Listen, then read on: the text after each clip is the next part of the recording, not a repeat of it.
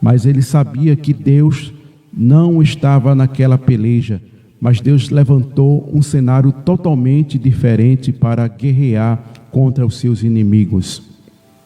Mas observamos que Davi foi levar o suprimento ali para os seus irmãos para se alimentar.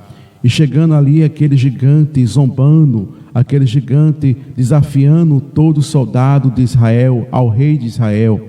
Mas nós observamos que Davi toma uma coragem. E observamos que quando Davi toma aquela coragem, aquelas afrontas que eram ofrentado ao Deus que Davi servia, ele não aceitou, porque ele sabia o Deus que servia era um Deus poderoso, que teria que ser respeitado, porque o Deus que ele servia não era qualquer Deus que era criado de escultura, que era criado pelas mãos dos homens, mas o Deus que ele servia falava com ele, orientava, aleluia, era um Deus que ajudou a proteger aquelas ovelhas, porque ninguém viu Davi lutando com urso, com leão, mas Deus deu força a Davi, e Davi venceu o leão, Davi venceu o urso que queria tragar aquelas ovelhas. Por ser pastor de ovelha, que estava no campo, ninguém percebia o cenário que Davi enfrentava, que Deus estava preparando Davi para ser um bom soldado, um bom rei, para lutarmos com a justiça de Deus.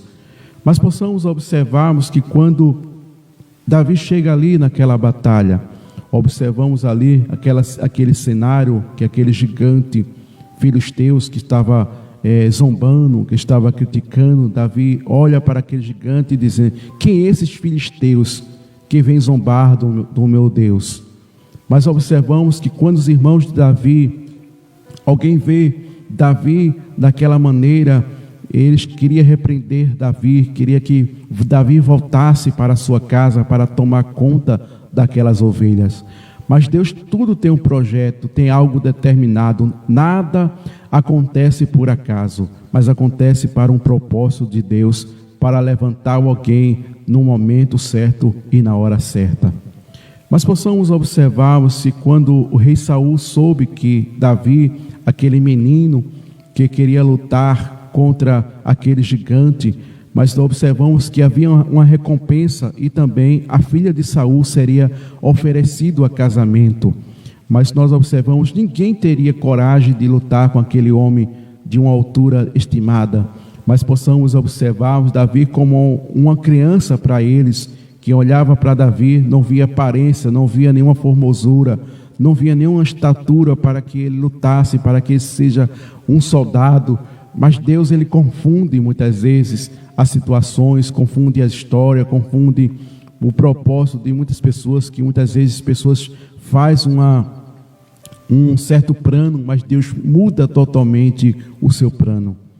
Mas Davi é levado à presença do rei e veste aquela armadura, mas aquela armadura não coube, porque a estatura de Davi era pequena, não tinha condições de Davi lutar com aquelas armaduras, porque o peso daquela armadura não tinha condições, e aquela espada, tudo aquele armamento de um soldado, mas Davi não tinha ainda aquela estatura para lutar. Mas Davi, ele recorre, aleluia, ao Deus de Israel, desce ali ao ribeiro, oh aleluia, vai buscar, vai ser orientado por Deus, e desce ali aquele ribeiro, pega aquelas 5 cheixos, e aqueles 5 cheixos significavam o nome de Jesus Cristo, e cada letra daquele cesto era Deus falando através da sua justiça.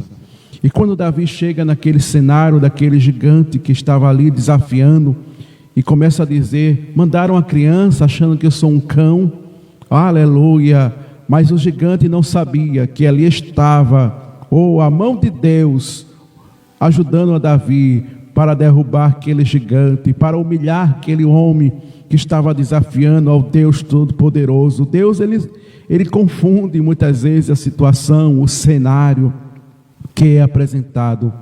Mas diz a Bíblia Sagrada que quando Davi se apresenta ali, aquele homem que estava ali furioso, porque mandaram aquela criança para guerrear contra aqueles gigantes filisteus, e observamos a Bíblia Sagrada, que Davi pega aquele cheixo, coloca na sua funda e começa a rodar, começa a rodar, começa a rodar. E quando Deus orienta para que Davi soltasse aquela pedra, e aquela pedra imediatamente consegue identificarmos na armadura daquele gigante uma brecha. Oh, aleluia! E aquela brecha que estava ali aquela armadura, aquele gigante parecia imbatível, parecia que ninguém poderia vencer aquele gigante. Mas Deus, Ele tem estratégia, Deus, Ele tem, aleluia, os seus meios para derrubar todos que se levantam, que zombam de Deus, porque o Deus que a gente serve, Ele não deve ser zombado, mas Ele deve ser honrado, glorificado, exaltado, porque toda honra, toda glória pertence a Deus. É por isso que a gente está aqui hoje, é por causa de Deus, não é por causa da nossa força, nem por causa da nossa saúde, nem das nossas condições. É Deus que tem permitido. Quantos que pela manhã não puderam se levantar, não tiveram essa oportunidade de agradecer a Deus, de contemplar esse sol, essa chuva, aleluia, essa natureza maravilhosa, de poder respirar. Quantos que estão sendo respiração pelo aparelho, mas Deus tem dado essa oportunidade de você estar respirando, aleluia. Agradeça a Deus, porque o Senhor tem dado esta oportunidade a você. Mas nós observamos que Deus dá permissão para Davi derrubar aquele gigante, e aquele gigante cai, e todos os filisteus correm com medo, porque a sua confiança estava numa estatura que assustava todos os soldados de Israel, até o próprio rei. Mas aquele gigante não assustou Deus, porque Deus é maior, Deus é grandioso, Deus é tremendo, Deus é soberano. Deus, ninguém afronta a Deus, aleluia. Deus mata e não vai preso, Deus, Ele desmancha, Deus, Ele confunde, Deus, Ele faz como Ele quer, da maneira que, como Ele quer, e ninguém impede de Deus fazer o que Ele quer de nossas vidas. Pode se levantar, quem se levantar para levantar leis, para levantar protesto, para levantar desafiador, mas ninguém consegue desafiar Deus, porque Deus é Deus Todo-Poderoso. Mas nós observamos que Davi vence aquela guerra, e se passa a sua vida. É por isso que a gente vê o Salmo 23, Davi trazendo esta poesia, ou esse cântico: o Senhor é meu pastor, e nada nos faltará. Ele guia pelas águas e refrigera as nossas almas. Aleluia. Ele prepara banquete no meio do deserto. Certamente a bondade de Deus segue todos os dias das nossas vidas. Davi tem motivo de sobra para cantar, para louvar a Deus pela sua grandeza.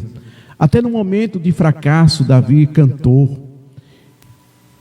Quando Davi pecou, quando Davi errou, nós observamos que Davi cantou a Deus, expressou toda a sua gratidão a Deus por sua misericórdia, sua bondade.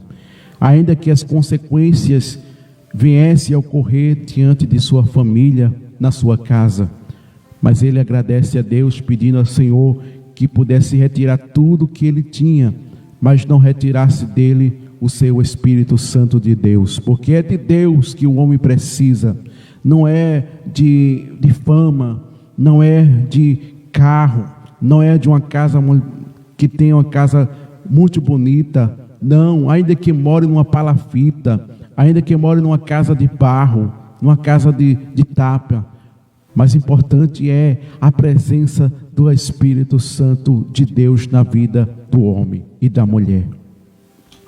Era esta importância que Davi, mais importante do que um reinado, de que ter sua prosperidade, de que ter suas concubinas, seus servos para lhe servir. Davi queria apenas uma coisa. Ele insistiu do seu perdão. e pediu a presença de Deus na sua vida para que Deus pudesse novamente operar na vida de Davi. E assim o Senhor lhe fez, operando na vida de seu servo. Mas nós observamos que chega um período quando os seus filhos começam a acontecer aquelas tragédias no meio da família de Davi, a situação trágica quando o próprio irmão deita com a sua irmã, a situação começa a ficar embaraçada na casa de Davi, e o seu irmão tira a vida do seu próprio irmão, e de repente também o seu filho se rebelia contra Davi para querer tomar o seu trono, e também as suas esposas e suas concubinas. Mas Deus, ele vendo todo esse cenário, e prepara alguém, de um jovem simples e inexperiente, que a sua vida não era para essas coisas, mas Salomão estava sendo instruído para outra determinação, para viver na dependência, para viver ali apenas como um jovem que tem apenas o seu legado de uma família real. Mas nós observamos que Deus prepara um cenário para Salomão, e quando o Senhor prepara aquele cenário para Salomão, e ali Salomão é consagrado como o rei de Israel. Já Davi, na sua velhice, não havia condições nenhuma de poder reinar sobre Israel, porque a idade de Davi chegou. Não havia mais saúde, não havia mais condições. É por isso que Salomão canta no livro de Provérbios, capítulo 3, versículo 1, diz que tudo tem o seu tempo determinado. E ele revela o tempo da natureza humana, as consequências que vêm em nossas vidas, as situações que nos apresenta, são cansaço, são fadigas, são enfermidade, são momentos que a gente abraça, são momentos que a gente estamos só, são momentos que a gente ajunta, são momentos que a gente espalha, são momentos que a gente somos abraçados, mas há momentos que a gente somos odiados. Salomão canta esse cântico, não simplesmente por cantar, mas ele traz esta realidade, o que aconteceu com o seu pai, e ele ilustra sobre isto. Mas a gente vemos anterior, quem era Salomão? Era um jovem que apenas que cantava as moças, que apenas era um jovem que, de sua beleza, de sua integridade, mas ele trazia despertação às moças ali, para estarmos diante daquelas situações. Mas nós observamos que Deus levanta a responsabilidade, e alguns anciões não aceitaram, porque Salomão não tinha experiência de reinar, ele não tinha condições, porque era um jovem experiente. Mas Salomão, como via a procedência do seu pai, quem era seu pai, Salomão vai até o seu recanto e começa a orar a Deus, pedir a orientação a Deus, e ele pede ao Senhor. Quando o Senhor começa a revelar a Salomão, diante de uma maneira tão especial, tão tremenda, Salomão pede ali a Deus. Quando Deus disse: Salomão, pede que tu queres. Salomão podia pedir riqueza, Salomão podia pedir prosperidade, mas Salomão disse: Senhor, dá-me sabedoria para eu entrar e sair no meio do seu povo. E Deus concedeu não só sabedoria, mas também concedeu riquezas, prosperidade, tudo que o rei poderia possuir. E Salomão foi constituído. Mas nós observamos que Salomão, ao desejo do pai de Davi, nós observamos que Salomão constrói agora um templo para aquele povo adorar a Deus e fazer seu sacrifício. E Deus se revela no capítulo 11, verso 12 e 13, quando o Senhor começa agora a dizer a Salomão que assim Salomão acabou a casa do Senhor e a casa do rei, e tudo que Salomão entendeu, fez na casa do Senhor, na sua casa, preparou e efetuou. E o Senhor apareceu de noite a Salomão e disse: ouvi a tua oração e escolhi para mim este lugar, para que a casa de sacrifício. Aí no versículo 13 ele diz: e se eu fechar o céu, e não haverá chuva, e se ordenar aos gafanhotos que consuma a terra, e se eu enviar peste entre o meu povo.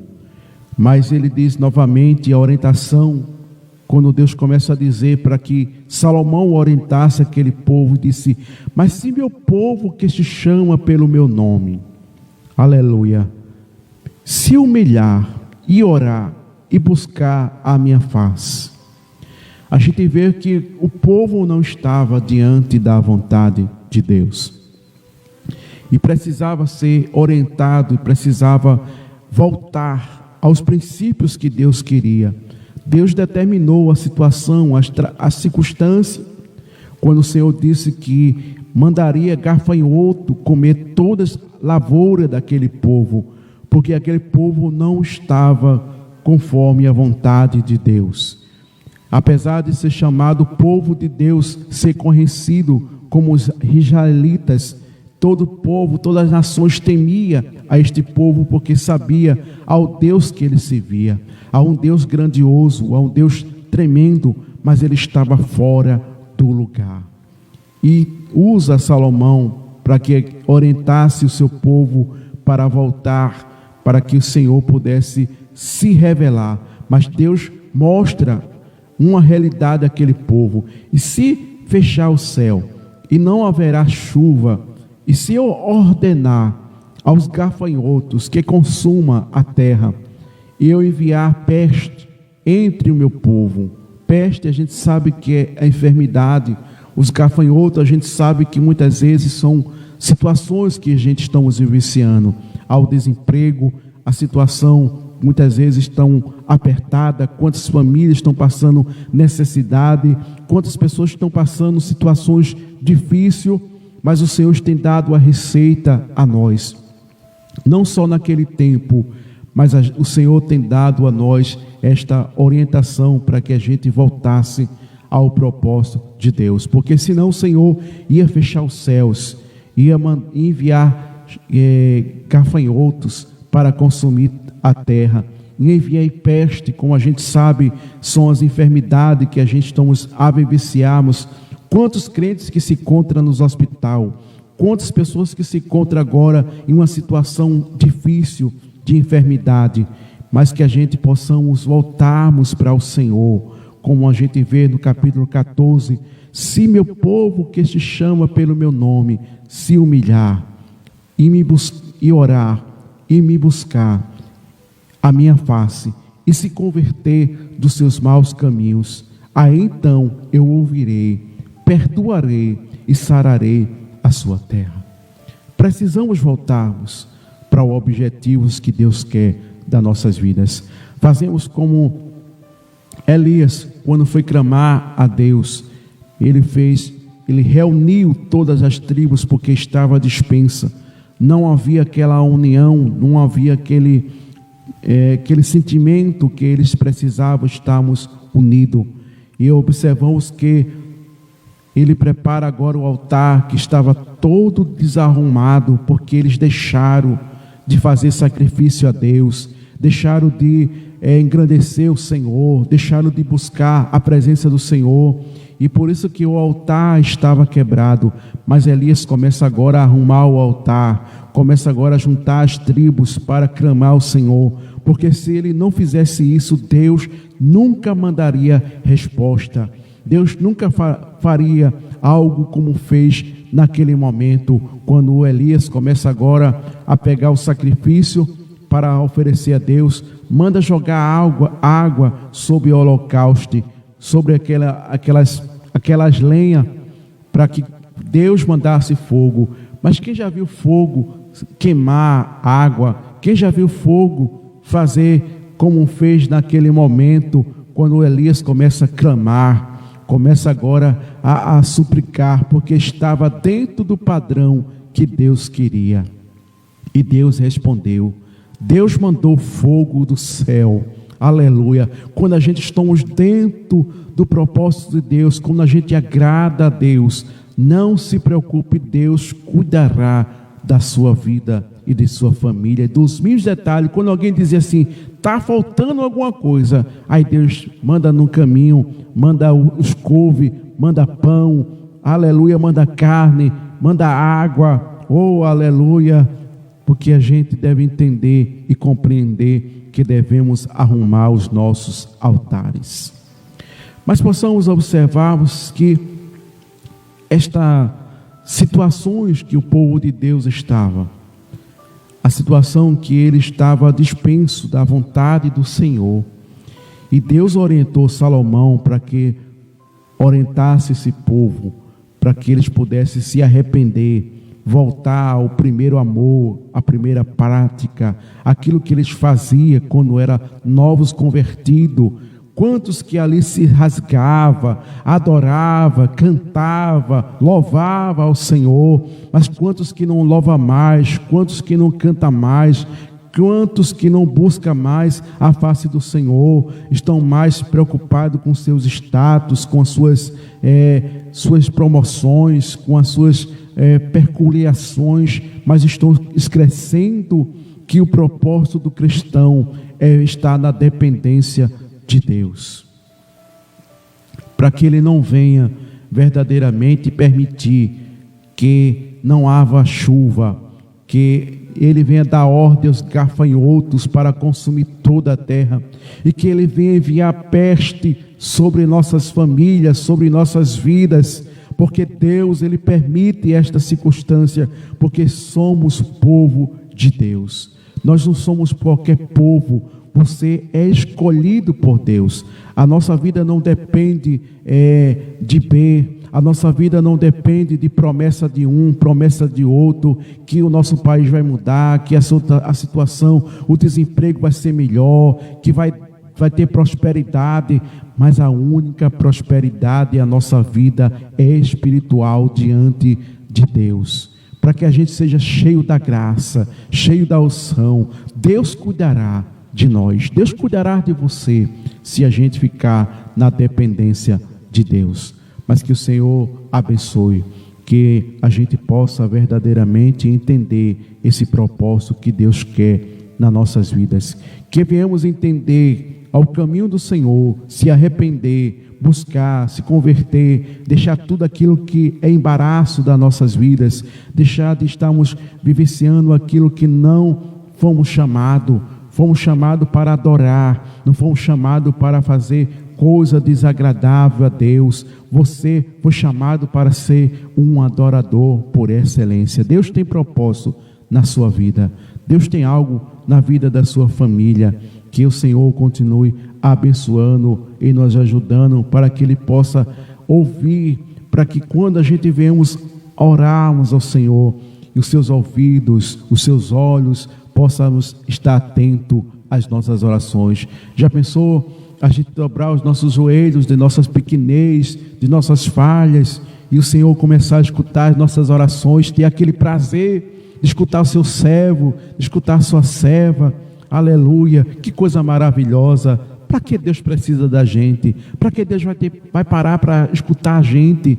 Mas o Senhor, Ele tem prazer de escutar o seu servo, quando estão ali se humilhando, dizendo: Senhor, eu não sou nada, eu sou pó, eu sou cinza, eu tenho falhado, tenho pecado, me ajuda, me dê força, me dê graça, me dê orientação do Teu Espírito Santo de Deus. Que coisa maravilhosa, isso é de agrado do Senhor, quando a gente rasga o nosso coração, quando a gente se dispõe, aleluia, a buscar o Senhor. Não precisa ser aquele orador de não sei quantas horas, 30 horas, 40, não, mas ore ao Senhor com seu coração quebrantado, ainda que seja 1 minuto, 2 minutos, 3 minutos, 4 minutos, mas ore ao Senhor. Deus quer ouvir a tua oração, Deus quer ouvir o teu quebrantamento diante da sua majestade. Ele quer ouvir, aleluia, Ele quer ouvir a tua oração, mas que a gente voltamos o caminho do Senhor.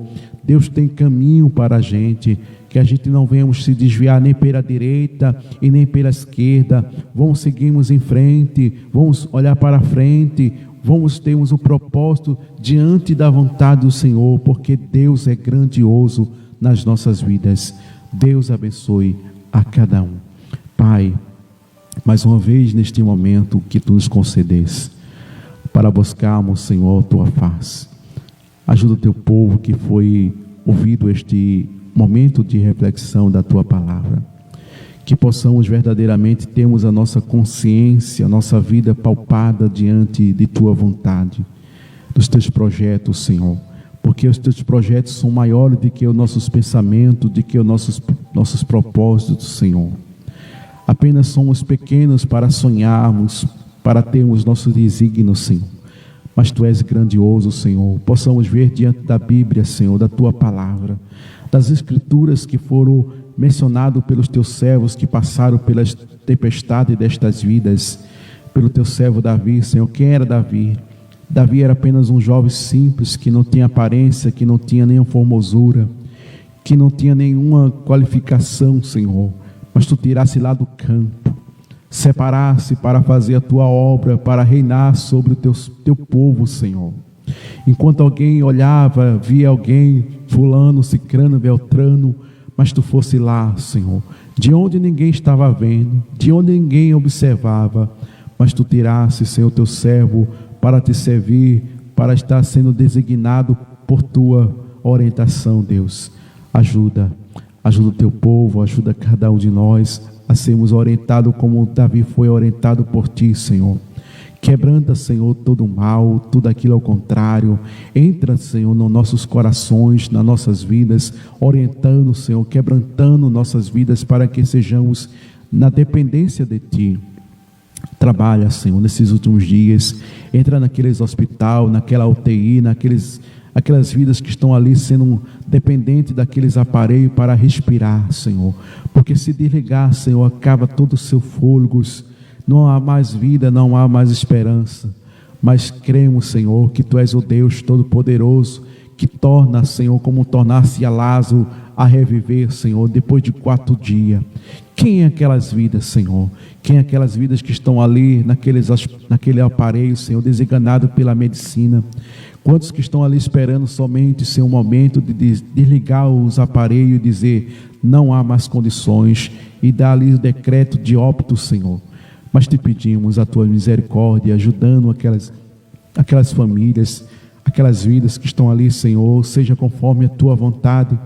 Tu tem um propósito na vida de cada um, Senhor. Mas poupe, Senhor, a sua alma, salve aquelas vidas, Senhor. Usa alguém, um médico, um enfermeiro, alguém que possa levar a Tua palavra, eles possam entender de tua misericórdia, Senhor. Salva, Senhor. Salva, Senhor. O propósito é a alma, Senhor, daquelas vidas.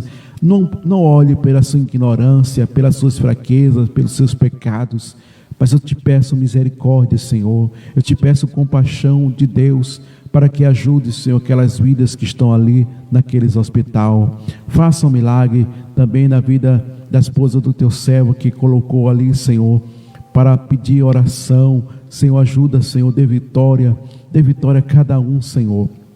Ao Teu servo, a Tua serva que pede oração, que precisa de um milagre, que precisa algo da Tua parte, Senhor.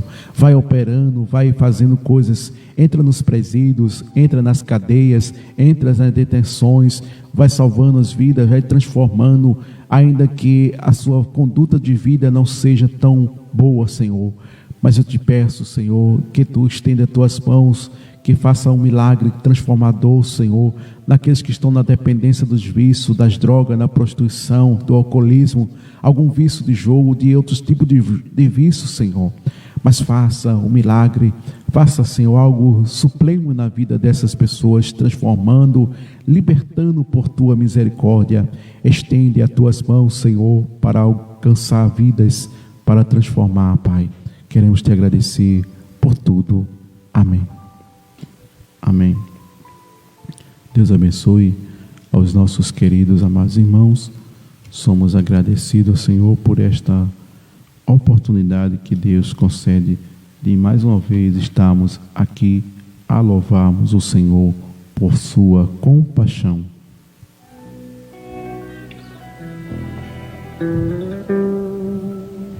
O que e habita no abrigo de Deus, estará sob a sombra. São 11:09. Quero agradecermos a todos os irmãos, a todas as irmãs, sua presença, você que tem passado rapidamente, você que tem deixado o seu like, você que tem compartilhado conosco, a você que vai compartilhar, quero agradecermos a Deus, a sua vida, a todos vocês, não importa a sua congregação que você frequenta, a sua igreja, quero agradecermos a Deus. Importante que somos irmãos em Cristo Jesus.